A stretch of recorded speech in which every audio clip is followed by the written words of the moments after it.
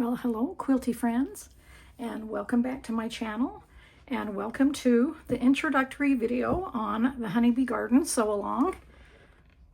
Right here is the quilt that we're going to be making, and I'm so excited to get this kicked off. I've been working ahead and making flowers, and they're just so addicting. They're so fun. So we're going to talk about the flower blocks. We're using my Gentler Times fabrics. This is the storyboard, by the way, and if you want to know more about all of the patterns and things in here, I'll leave a link in this video, but I also have a link to it in the Be Prepared blog post, so you can see a lot of the things, you know, Gentler Times and the notions and things like that.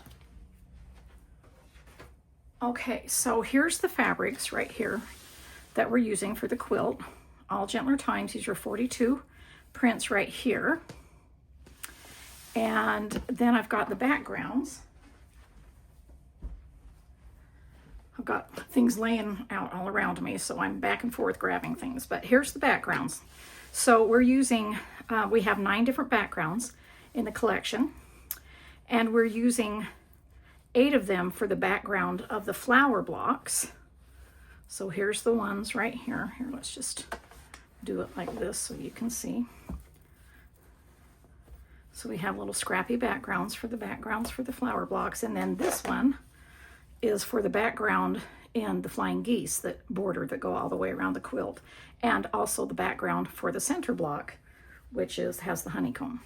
So those are the backgrounds.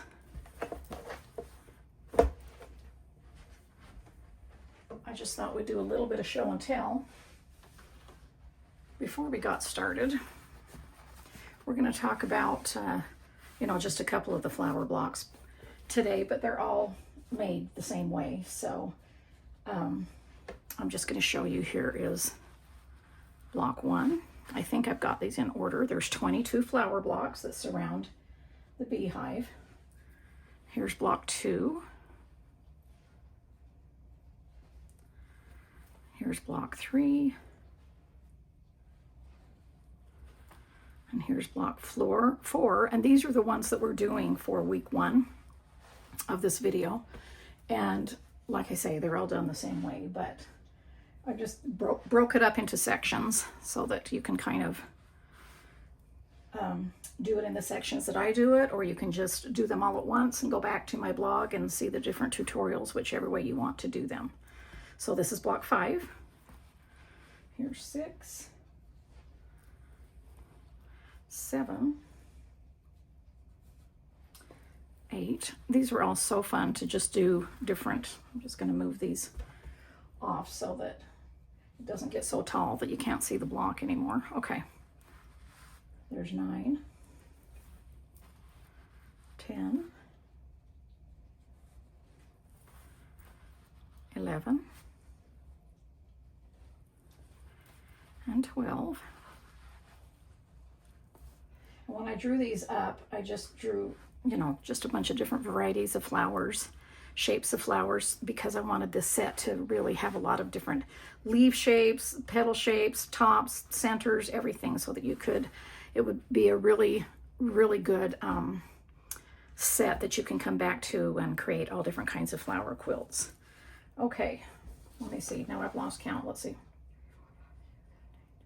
11, 12. Okay, so this is 13. I had to look at my sew along guide to keep me straight, which is what you'll have to do too. So 14, 15, 16, and then 17, 18, 19, 20, and then I've got 21. I'm always picking off threads off everything.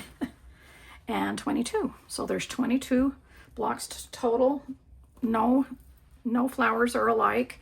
If sometimes I've reused some of the shapes for like the tops of the flowers, but then I've done different leaves and different variations and things like that. So just like in the garden, no 2 flowers are alike.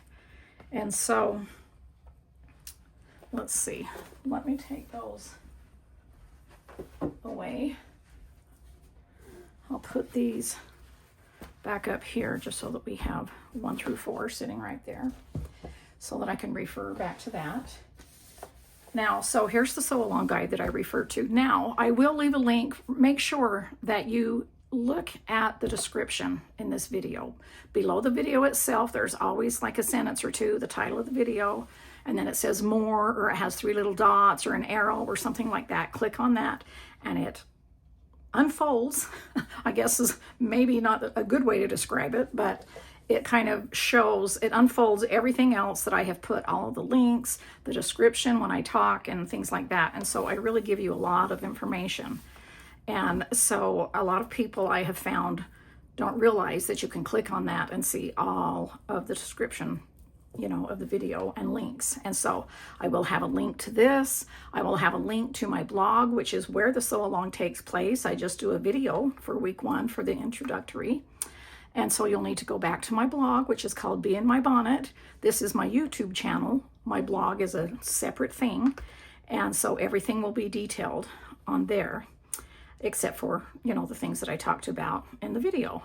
And so I have already done a Be Prepared post where it talks about how this sew along works, how you can, how the sew along guide works. It's a cutting guide, basically. It's not a pattern.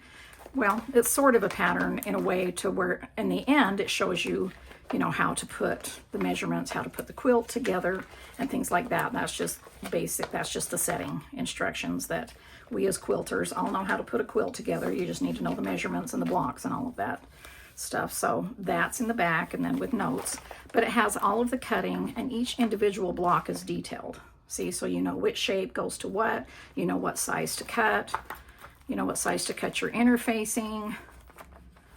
Here's the interfacing sizes, you know, all those kinds of things. Okay, it's a free download and I will leave that link here in the description of this video, but also it is in the link in my Be Prepared blog post that tells you all about the sew along and how it works. I keep everything in my binder and sheet protectors, and it keeps me, you know, keeps me going and on track, and I can always refer back to it whenever I need to remember any measurements or know anything. Okay, so I've written a list of everything that I want to talk about so that I won't leave anything out. So the first thing I want to show you, let me grab this. This is, of course, the interfacing, and with kind of leftover pieces that I keep in there. But this is sewing interfacing, and this is what I use for my Sew Simple Shapes method. You can get it in packages or squares of 14 inches, what that was, or squares of 10 inches. And then I just wanted to show you a little demonstration on tracing and cutting the Sew Simple Shapes. So I keep my Sew Simple Shapes and all of my little supplies in a bag. And this set is, of course, let's see, I'll just pull the topper out. See, this is, of course, called the Honeybee Garden set. And it has 93 templates in it. So it's a pretty big set to keep track of. And so a lot of the times what I'll do is I'll just separate them into blocks or into numbers or whatever you want to do into separate bags and put them in this bag while I'm working. For instance, this is all my circles because I've used my circles several times, the same circles throughout some of the flowers, and I want to be able to get quick reference to my circles without having to go through, sort through all 93 of them. So, you know, I'll have like 6 or 7 different bags in here and just have them separated. And then when I'm finished with the sew along, I'll put them all together. So that's, you know, and put them away for later reference. So that's kind of that. But what I wanted to talk to you about after you've cut your fabric and after you've cut your interfacing, you just simply trace it on. I use a mechanical pencil. I like to use a mat, and because it's just kind of non-slip, and I simply just lay that in the center of the shape and I trace around it. Okay, I can see the line of the mechanical pencil. This is your sewing line, and so you want to be able to see it. You don't want to do a real thick line but you just want a nice thin line. You'll never see that when you turn the shape. You just don't see that, so don't worry about being able to see that. And then the reason I brought this shape in to show you is because some of the flowers have leaves that you need to trace reversed. So let me pull this one in, find out which flower this comes from. Okay, this is flower number 1. Okay, and see how this is the shape for this leaf right here? Well, you need to trace one in reverse for the other side, and the same here. Anytime you have a shape like this that is not symmetrical all on its own, you're going to have to trace it in reverse. Now, out of the 22 flowers, I believe there's only 7 leaf shapes that you have to trace in reverse, but I am just giving you a heads up. And all you do to trace it in reverse is simply, you know, the shape comes with the letters right side up, the letters numbers, and so you would just trace it like that, and then get your other one, turn it this way, just turn it upside down and trace it, and that's all you have to do. Okay, so out of, let's just review these. Out of all of these, this needs to be traced in reverse, this set, because you can see it's not symmetrical on its own. It's a shape that's wider here and narrower here. This one does not need to be traced and reversed because it is symmetrical. This whole shape is symmetrical from side to side, so it doesn't matter. That doesn't need to be reversed. This shape looks similar but is a little bit different, but it does not need to be traced in reverse. So that's just kind of the example that I'm giving you, just so that you can have a heads up and remember that there are a few of the flowers, and if I'm right, 7 exactly, flowers that have leaves that need to be traced in reverse. Okay, so let's see. Once I've got my shapes traced, this is what they look like. Now, this is the first 4 flowers, and I'm sewing all of the shapes each week at the same time, kind of treating them as one block as I sew everything and then separate them up when I'm laying them out.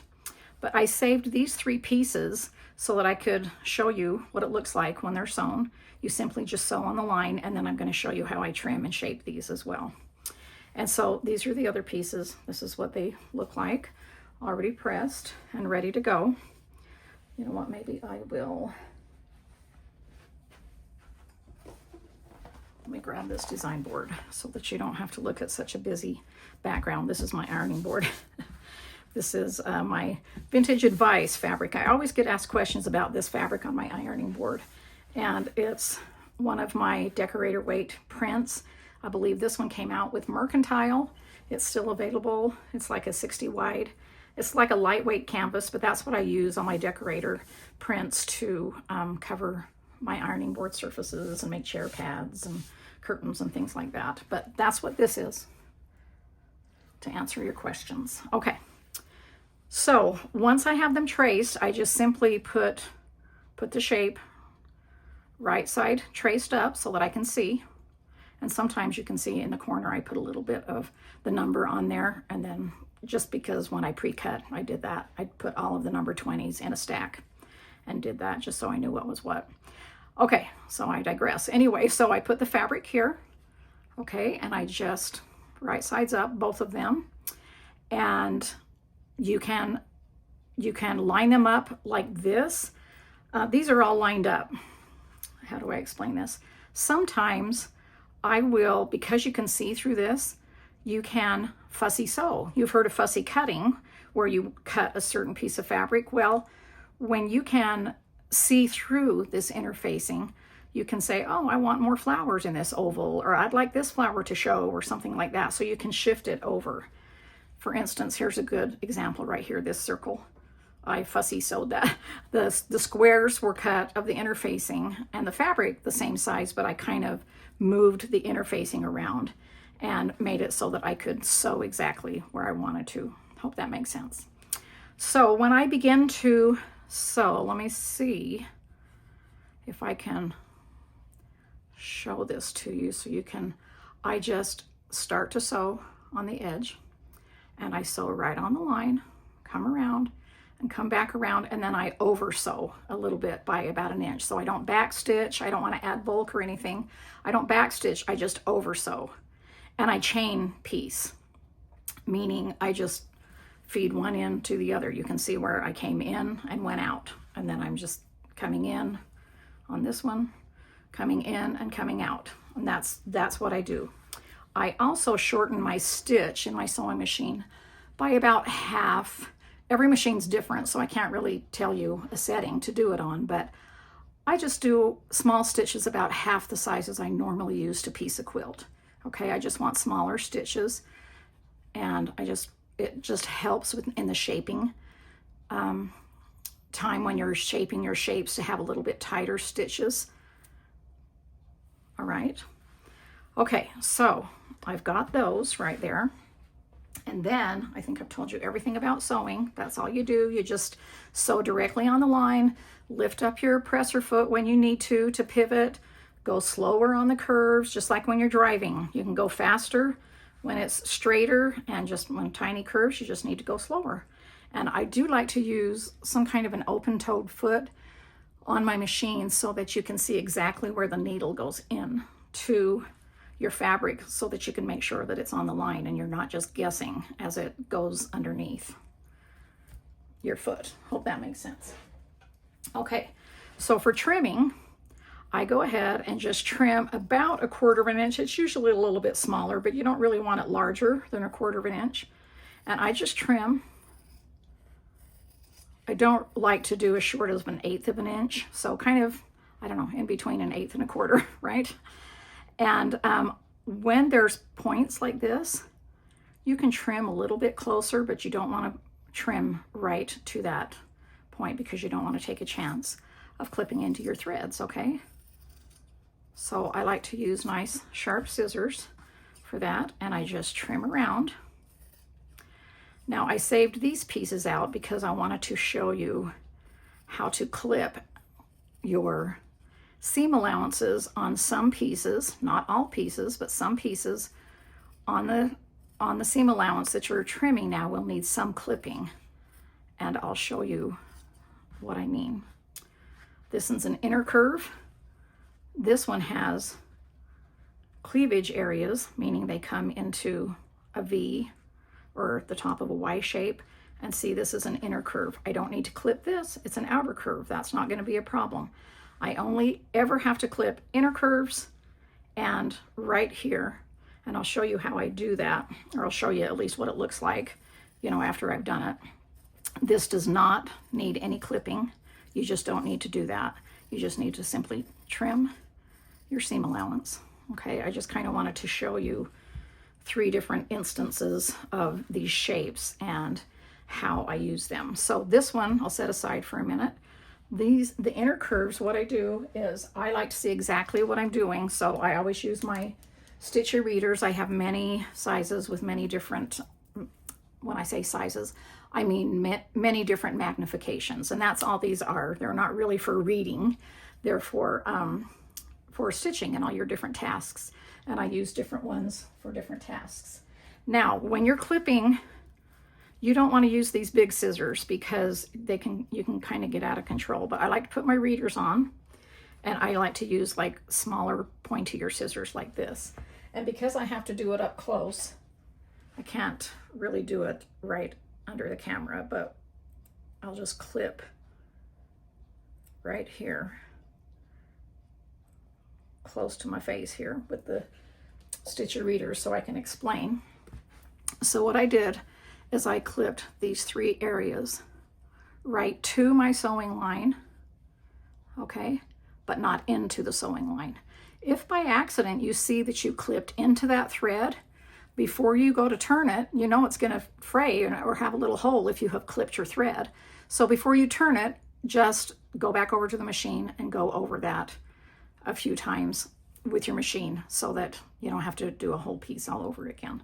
And that's another reason why I like to use my readers, because I like to see exactly where I'm going. And you want to stitch, don't be afraid, excuse me, not stitch, clip all the way to the thread. Don't be afraid and only clip halfway because it won't lie flat, which is why you need to clip in the first place, so that these will lie flat. Okay, if I did not clip them, it would not lie flat. So that's how you handle cleavage areas. Now for the inner curves, you're clipping right to the thread again, but I'm clipping about here. It's not a really deep inner curve, but it is an inner curve. So I'll probably do a clip here, here, here, and here, and that's all I'll need in order to turn that. Grab my scissors. And again, I'm clipping right to the threads, but not into it. Okay, so if it was a deeper curve, then you'd want to do more clips. Okay, so now I'm to that point, and now, and I kind of do that with all of the shapes at the same time. Okay, I do the same step on all of them. And then what you want to do is you can either grab, I no longer use my big scissors. After this, I use those for trimming because these are smaller pieces and I don't want to, I want to be able to handle exactly what I'm doing. So what you want to do is you're just going to cut an X into the inner facing so that you can turn it right side out. You can do it one of two ways. If it's a big enough piece, you can just separate those, put a little clip in your inner facing, and then simply, I can tell because I'm holding it this way that I'm not clipping into the fabric, and I'm just doing a little clip here so that I can turn that right side out. Okay. Then when I turn it, I just kind of take my finger and turn it out as best as I can. That's a pretty big shape, so that's not going to be a problem, but I'll explain later and show you how I shape that a little bit better, which is where this comes in. And then this one, because it's smaller, maybe, I don't know if I want to separate the fabric. An easy way that I do it is just take a seam ripper and I make sure I'm not poking through the fabric. I can feel that. And I just make a little cut there that I can finish. Now this, I'm probably not going to do an X. I can just do this, kind of like a Y, right? Just enough so that you can open it up. All right. I don't like to clip really close to my threads. If they're smaller pieces, of course, you're going to have to clip a little bit closer, but you want to keep at least 1/4 of an inch away from your threads if you can, of your sewing line when I say threads. And so same thing for this. I just turn like this. See how I just get my thumb in there and kind of just push it out. And your shapes always look strange before you use this, use any kind of a shaper. It just kind of looks like that. Okay. This one, I'm going to take and start right here. Okay. And then I might go up a little bit. I might take just a little bit of a clip on the sides just to open that up. Okay. Now with a shape like this, they may take a little bit longer to turn and shape, but that's okay. That every shape is different. Some are smaller, some are larger. The small ones, just accept they're going to take you a little bit. They're just going to take you a little bit longer, but that doesn't mean it's not doable. And so what I do with that is I just take the larger edge and I push that out just so that it's turned right side out. And then with this, it's hard to get my thumb or my finger down in there, but you can push it under as much as you can. And then I use this seam allowance right here that's in there. That bulk of that is really your friend because you can use that to push it out. And when I say push, I am not poking. I am just pushing this very gently. So I push it as much as I can out here a little bit at a time. And I always keep my interfacing close to me so that the fabric's on the other side, because that's actually what I'm pushing on, is that fabric and not the interfacing. And so when I push it out as far as I can, then I will turn it sideways. And this is what I do with points. This is how I do it. And I just use that seam allowance. This is a little bit harder for me because I'm holding it far away from me. Normally I have my readers on and it's close up to me, but I just want to show you. And I'm pushing, this point is actually pushing on the bulk of that seam allowance. And so I can push a little bit harder if I am just pushing on a single layer of fabric or just the interfacing and I'm pushing hard, I'm going to poke a hole, and I don't want to do that. So I'm pushing on the seam allowance. Now keep in mind, you are never going to get, that's pretty much as pointy as you're going to get, okay? You are never going to get it so that it's exactly pointy, and you know, you just don't have to. That's not, it doesn't matter. I don't know if that, you saw my flower blocks, and that's as much of a point as I get, and that's fine with me. Okay, so now I've shaped that out, and then you can just use like gentle curving motions like this. It's easier to show you on this. So you just kind of move around, and I'm actually, the point of this is on the fabric. So all of my seam allowances face is towards me, and I am just running this along there. And cotton has a little bit of give, you know, it has a memory. And so you can shape it. When I cut my fabric, I never use heavy starch because I like my fabric to be pliable, but I do use some starch. And so I use the same recipe for starching with all of my fabrics, and that is I just use any spray bottle. I fill it half with water, and then the other half I fill with Mary Ellen's Best Press. And so it's a half and a half solution. And then as I'm pressing, before I'm tracing or cutting, that's when I press my fabric, get all the wrinkles out and everything. And it just gives it a little bit of stability, but it's still very pliable and shapeable, which is what you want for piecing and for applique. And so once I get those pieced right there, I just remembered, I don't know if I plugged in my iron, but I did. Okay, so once I get those shaped like that, see, then I'm going to take this one and just kind of push out those curves and see how I'm just gliding along there, along the fabric. And I want to push out so that that seam allowance, you know, you can see kind of half interfacing on the side view and half fabric. That's what you want to see. And also remember, don't be too hard on yourself when you're shaping. Sometimes they're like, oh, this shape looks not good, or this is not a perfect circle, or something like this. You're never going to get a perfect circle. But remember, in the pressing step, it helps you to shape them a little bit better. And also in the applique part, you will just never see all of that. So I checked on my iron because I wanted to make sure it was hot. So what I do with this is you can press a little bit on the interfacing side, but I don't like to. I use a very hot iron.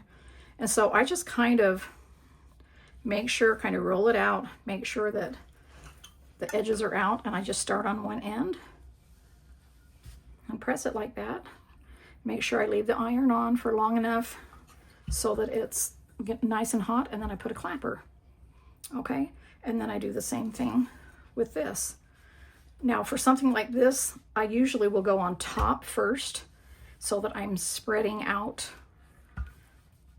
that top fabric, that seam allowance, and kind of using the point of my iron to get shaped. I don't really like to press back and forth a lot.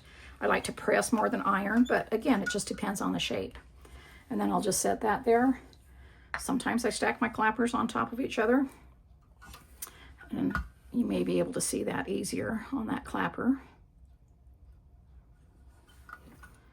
Okay, and then that's all I do. I just leave them on there. It takes just a few minutes to cool, and then this is what they look like. Okay, on the back. And when they're pressed, I don't want to be pressing back and forth so that I accidentally am pressing something like this so that the interfacing shows. You just want to, you just want to see that top of the fabric. The interfacing is thin, but it's thick. At the same time, it's thick enough that you can use it and shape it, but it's thin enough you don't have to trim out of the backs of your blocks or anything like, my grandma used to have to, and things like that. I just never do that. I like the layered effect, and grandma thought this was really a cool method too, and she was like, I said, why did you trim out the back? Why was it important for you to have a thin quilt? or, you know, not be so bulky or something. And she said, no, we wanted a bulky quilt. It's not that we wanted a thin quilt. It's because we hand quilted everything and we couldn't needle through all of those layers. And so, you know, that's why she trimmed it out. And she said, I think it's great. It adds stability to the quilt. And I believe the same thing, to keep those layers. Okay, so now I've got these shapes. Let me set these here. Let me look at my list before I go on to the next thing and make sure that I did not forget to tell you a step. Let's see. All right. Oh, I did forget one step to show you that a lot of times if I'm having a problem with the shape, I'm glad I wrote things down. I don't use this for every shape all of the time, but a lot of the times I will use this, my seam roller. And so for instance, let's say, you know, this star, I was going to press this star, and it was, it's hard for me to show you because I pressed everything, but you know, they're always kind of like bunched up until you press it. Then a lot of times I will just take my seam roller and actually just put a little bit of pressure there on the points to keep that shape. And then I'll just apply the iron, you know, straight down upon it. So this is also a good tool. You can also do it on the back side. If, for instance, you're having a problem with this because it's so narrow and it keeps popping out when you're trying to press, you can get those to where you want it, this kind of finger pressing it so that you can get it like that before you turn it over and then actually apply that. Okay. And yes, I always get asked about my vintage irons that I use too. I will leave a link here. I tell you about my vintage irons, how I find them, which ones, how to find them, what kind to use, what to look for, and how to use them. So I always have that link here on my channel of that video that I talked about. Okay, now let's talk about, I've got all the shapes, right? But I need to make the stems. So before we start that, let's talk about the stems. So this is what, I just cut a whole bunch of them and I prepare them and then like this in strips, and then I just use them as I go along with the flowers. And then if I need more, I'll cut more. But that's just kind of how I do it. It tells you in the guide how many you need and all that stuff. But this is, I cut them 5/8 of an inch wide. So that's what we've got going on here.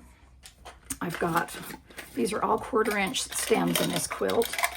So I've got all my bias tape makers. That's what the 1/4 inch one looks like. Okay, and I'm going to show you how I run this through. This is one that's on the bias. I'll talk about that, cut on the bias. You can see that just because the stripes are going this way and because it has points on the end, and that's what it looks like on the bias. But for all of the flowers, we don't cut any of the stems on the bias for the flowers, for the flower blocks on the outside. The bias cuts are just for on the beehive block, and when it comes time for the tutorial on that on my blog post, then, you know, I'll talk all about that. But I just kind of wanted to bring that in and show you what I do. So for these, for the straight, I do want to cut like a point. You can either just do that. It's easier to run through. Let me turn it right side out so you can kind of see it. Or you can do it like this. You can use scissors, rotary, whatever. I'm just trying to get it to a point, some kind of a point on the end. Okay. And then I lay it here. I grab my same starch water, what I always use in my spray bottle, and I spray the whole thing. And then on the point, I'll press that first just because I want that to be dry, and because I had starch on it, it gives it a little bit of body, and that helps me to put that through. Okay, so I just start it like that. I can grab a pin or scissors to get that coming through. And I like to not have this face up. I like to have that face down because I like to just start feeding it through right here. And then I'm just running it through with the iron, not touching this metal because it'll get hot and you'll burn your fingers. But I just run it through with a hot iron, and that, because I applied that water and starch, it just helps keep its shape. Probably going out of camera a little bit, but I just, maybe not. Just do that, and then I just let it cool. And the reason I like to have this on the top is because that's what the stem looks like, and I can see that I'm not folding it or anything like that. If I kept it underneath, then the top side underneath, I might not be able to see if I was creasing it as I was ironing. So that's why I simply like to keep that on the top. Okay, and so that's how I start with straight stems. Okay, you can cut across the width of the fabric. You can, because the stripe goes this way on the fabric, I cut down and then just cut short stripes. You can cut yours however you want your stripes to go. It does not matter. And so that is what that looks like. Now I'm just going to give you a quick demonstration, even though we're not doing on the bias, but I just do the same thing. I cut on the bias. You start with a square. I'll leave a tutorial during that the beehive block. I will link to my tutorial. In fact, I'll link it in this video too on how I cut on the bias. I showed a really full detailed tutorial on my flower basket sampler sew along at the first of the year with Peace and Plenty. And we had to do those handles of those baskets on the bias, and so I talked about that. And so I will just leave a link to that, and you can watch that if you didn't do that sew along. But I just simply wanted to show you that you run it through the same way. It's just cut on the bias. And the reason you cut it on the bias is because if you need curved stems, that's the only way they're going to curve and lie flat on your blocks. And so what I do is I simply just press into a curve. That may not be the exact curve that I need, but it's a curve. And so that means that when it's cool, I can shape it into a tighter curve if I need to, like this, as I'm gluing it down and pinning. And so that's the bias. Okay, that's just a quick little run through on that. All right, so now let's talk about the shaping of the blocks. This is really, really important. And this is the 8.5 by 10.5 inch trim it ruler. These are the 4 backgrounds for blocks 1 through 4. And this is the ruler that you will use to trim up your blocks after they're appliqued. I always have you cut the background a little bit larger so that you can applique however you want to, by hand, by machine, or anything like that. I'll leave a link to my applique methods too, so that you can watch that. This is about preparing the blocks, and you know, I really don't want like a 5-hour-long video. So I've already done those tutorials, and so you're welcome to watch those, and I will give you a link. So cut the background a little bit larger.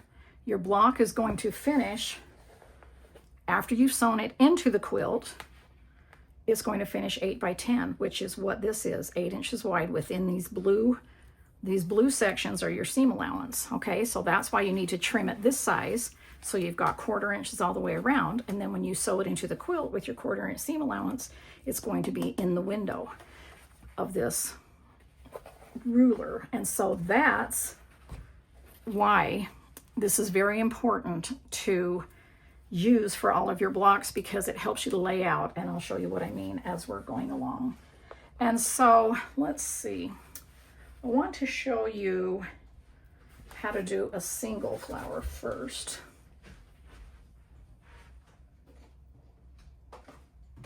There's just a few different ways these flowers are, you know, some have double leaf, some have stems that go off like this, some have stems, I don't have any, but some here, right here in the first 4, but some have stems that go on top of the leaf, so I'll talk about that and show you. But this is probably, I don't know, the simplest block because it's the least amount of pieces, so maybe I'll show you this one right here. Okay, so let me find the background for that. And I'm just going to put that there so I can see what's going on. So the first thing I do is you can either press it or you can fold it in half. You don't have to have a real deep press, but you do want to find the halfway point of your block, because that really helps. Okay, so you want to be able to have that there. So I lay that there. See, that's my background, a little bit bigger.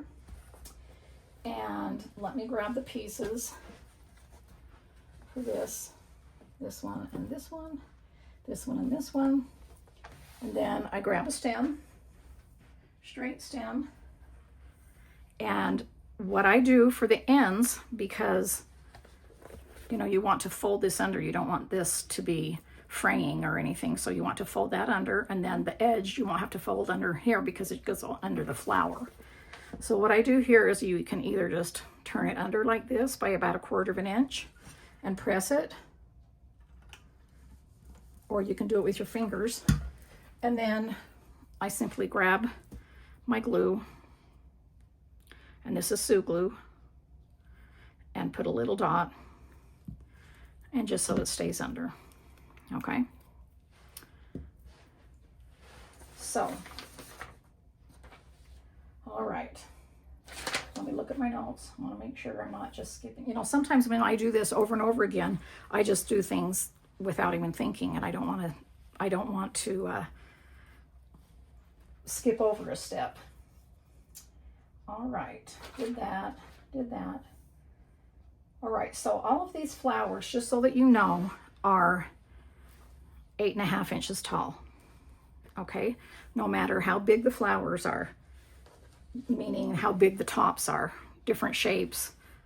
You know, these are all different shapes, but from here to here, from here to here, it's 8.5 inches tall, okay? So that's a good thing to know. And then width-wise, they're either at least 6.5 or 7 width-wise, and that's all you need to know. And that's the best knowledge to have when you're laying out your blocks, is to know what measurement or what window you need to stay within, which is where this ruler comes in. So all I'm going to do with that is put a pin. I always use pins first, and my design board, I have my pins here, and I never glue anything until I feel like it's set. But especially the stem, I want to just kind of pin down into place, and then I'm going to take the top of my flower and place it so that it's 8.5 inches tall with the center on. So what you want to do with this is just put a few dots on this. See, a dot is a lot. I'm just using that in place of a pin. Okay, so I'm putting that on the center of the flower. And a lot of times I will glue the centers on before I even place them on here, because I know where the centers go. For instance, these stars right here, I know these smaller circles go on the smaller stars, and I know this bigger circle goes on there. And so I would center them, you know, just by eye, and glue them on first before I even started basting. Okay, so now I can take that, I can grab a tape measure, hang on.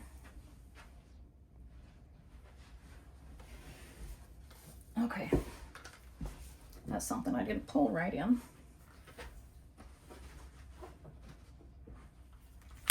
And I usually always have my tape measure with me.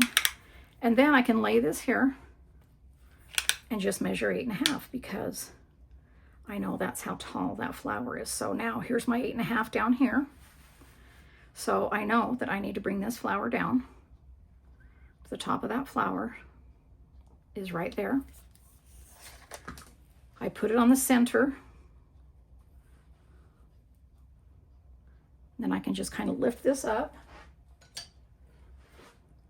cut my stem shorter. You can use that for, save that, you can use it for a shorter piece. Whoops, I pulled that up too soon before it was dry. But I know that this is right on the center, so you can see the folded right there.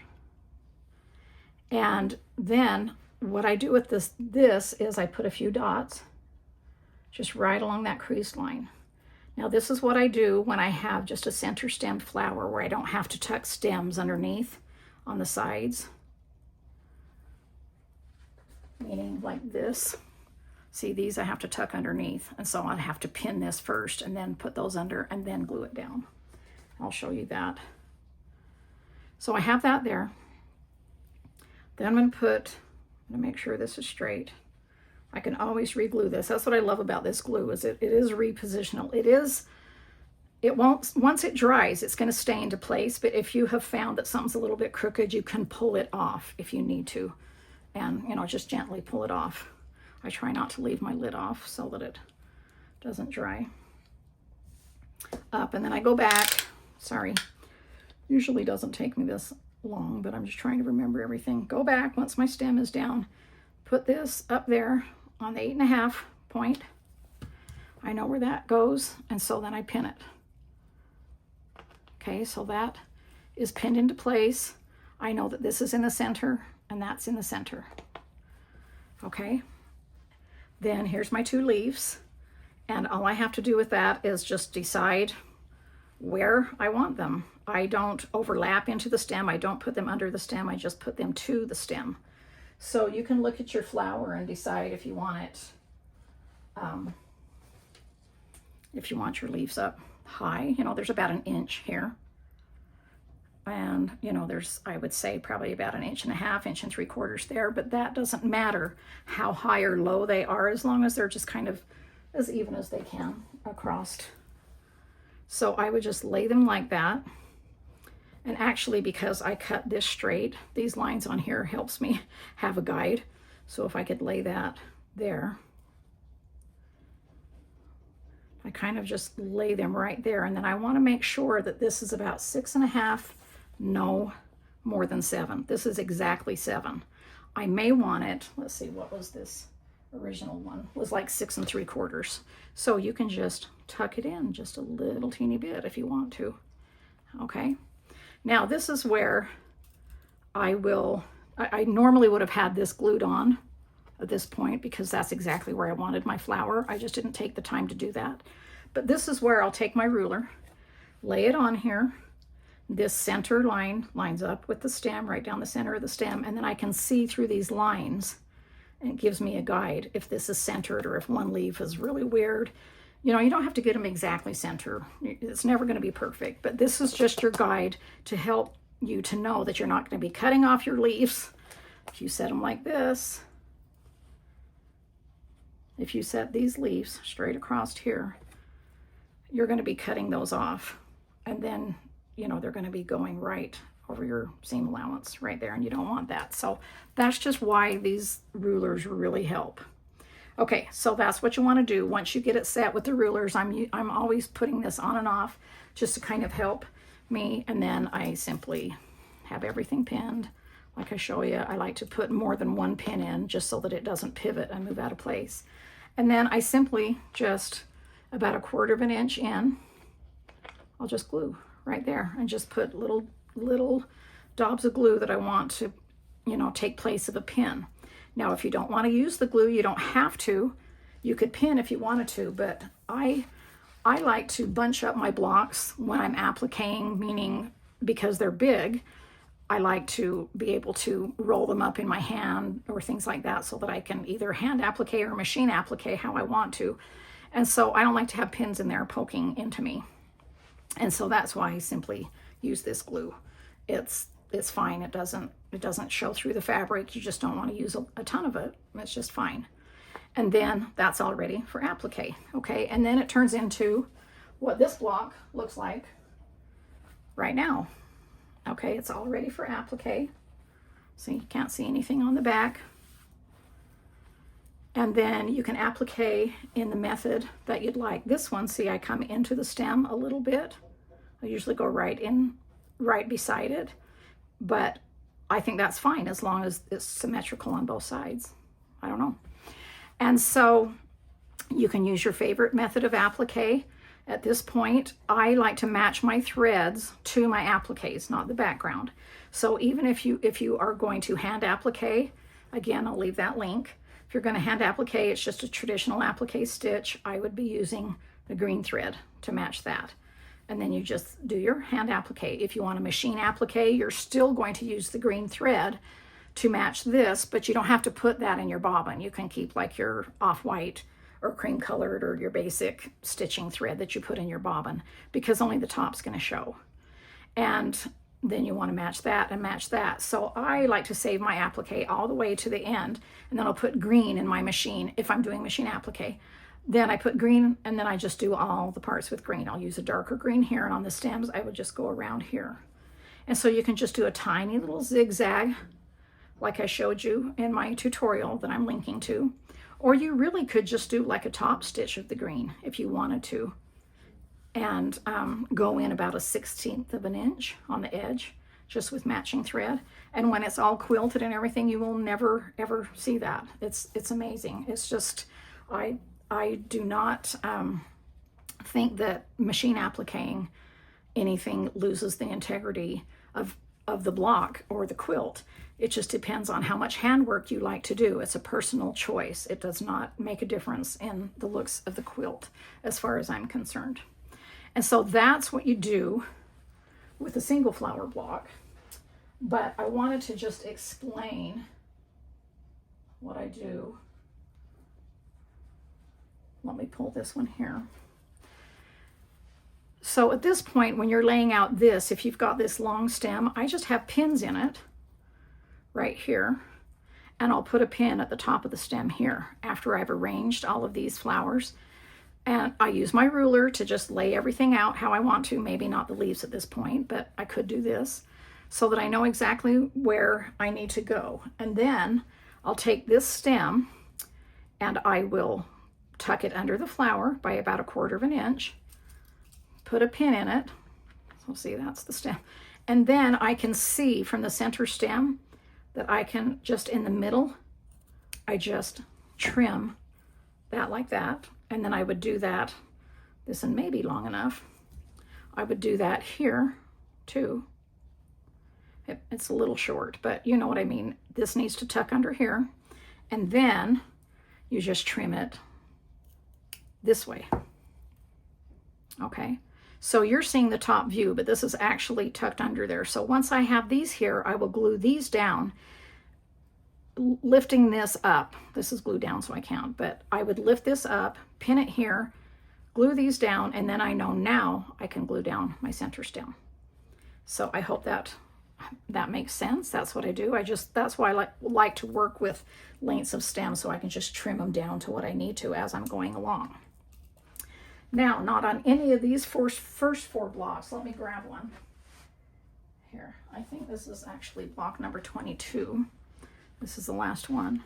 I don't have them all memorized yet, but this one is the 3rd kind of flower that there is. This one has the double stems, but it also has stems on top.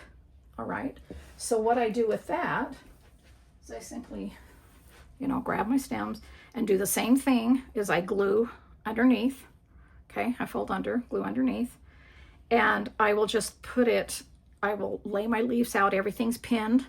This is not glued all the way down. There's a pin here and there's a pin here so that it's centered, and then I just do the same thing, but it's the exact same thing as I showed you with the purple star flower, but I'm doing it on top of a leaf. So I have my leaf down first, just go like that, and then just clip it and then tuck under. Okay, so that's the 3 ways of those flowers that we do. And let's see. All right, let me look at my list. Talked about applique and talked about that. Now for week 1, again, we're just doing the first 4 flower blocks, but you can go as fast or slow as you want. It's just during the weeks is when I'm doing my tutorials. It doesn't mean you have to keep up with me or go faster or slower. They're just always going to remain on my blog. You go to my Bee in My Bonnet blog every Monday during this sew along, and you will see the new blocks, and there will always be links to the last week's block and the last week's block, and so that you can just keep organized and all together. Now let's just talk about these flying geese for a minute in the border. I did outline that I would be doing a tutorial on my blog for these, and that's all these little flying geese. Now, just know that if flying geese is not your thing and you don't want to do all these flying geese, these are 1 inches. You could replace it with a 1 inch border. Just cut a 1.5 inches wide by however long the strip needs to be. You're the boss of your own quilt. You can do whatever you want. I happen to love flying geese. These are small flying geese, and so there's a lot of them. And so it's going to take you a while. And that's why I wanted to talk about it in the week one. So I will be detailing this on my blog, but I just wanted to show you that this is what my flying geese look like, okay? There's several methods in making flying geese. You can use whatever method you would like to use. I use the 4 at a time on this one. I often use the method where I will just cut the fabric and do them individually, cutting it 1.5 by 2.5, and then doing easy corner triangles and trimming down. However you want to do it. I'm going to show you how I do the 4 at a time method because it's all in the same fabrics, everything, and so that may be easier for you.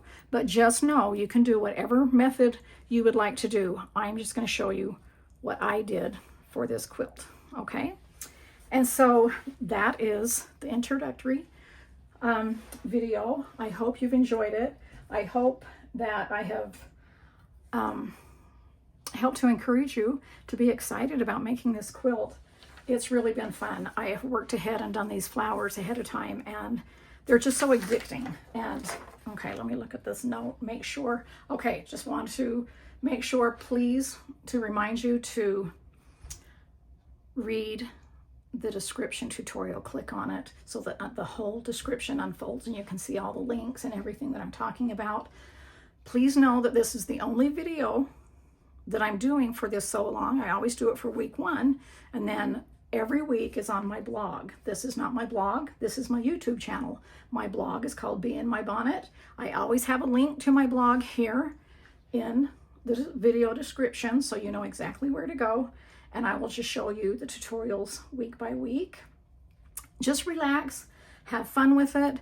There's no such thing as perfection. No flowers are perfect. No leaves are exactly the same on each side. No, that's just not how it is in real nature. So why do we expect, ourselves to be perfect like that? As long as you stay within the lines and you're not going to chop off some of your leaves and your blossoms, then that's all that matters. Okay, and so I will meet you on my blog and have fun with this sew along. And thanks so much. Please leave me a comment and like this video, and I will chat with you later.